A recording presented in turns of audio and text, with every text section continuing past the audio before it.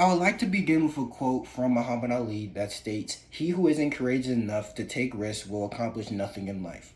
When you think about boxing, one of the names that comes up is Muhammad Ali, due to his incredible skill, confidence, dedication, and respect. He is remembered as one of the greatest boxers of all time, if not the greatest boxer of all time, which is my personal opinion. Today, I will inform you some of the things Ali were most known for, including how a bicycle literally kickstarted his whole entire career, his boxing career in general with his notable wins, as well as his refusal to be inducted into the U.S. Army. First, let's go in a deep dive of how a bicycle kickstarted his career.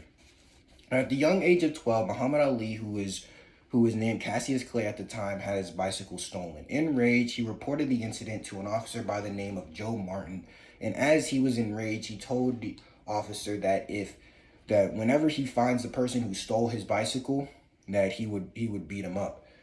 Martin, who was a former boxing trainer before he was a police officer, suggested to Clay that he needed to learn how to fight so that he can defend himself. From that day on, Joe Martin trained Clay, and 6 months after the bike incident, he won his first fight by split decision. After this, Ali continued to fight for many years and had a lot of notable wins. Let's look at some of his notable performances during his boxing career.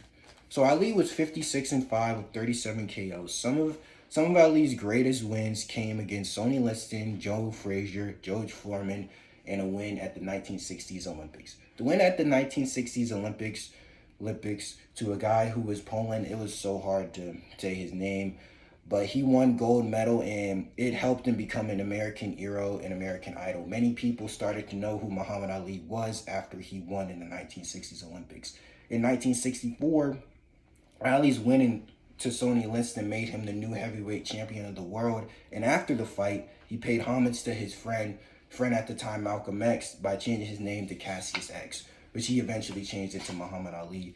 And during his fight with Foreman, he introduced everyone around the world, a technique called the rope and dope, which he used to bait Foreman into throwing punches. In using that technique, he eventually won in 8 rounds in 1974. And in 1971, even though Joe Frazier did beat Muhammad Ali in 15 rounds in 1971, giving him his first professional loss, Muhammad Ali won the second match in 1974, and in 1975, Muhammad Ali won the third matchup to win the series of best of 3 in 15 rounds.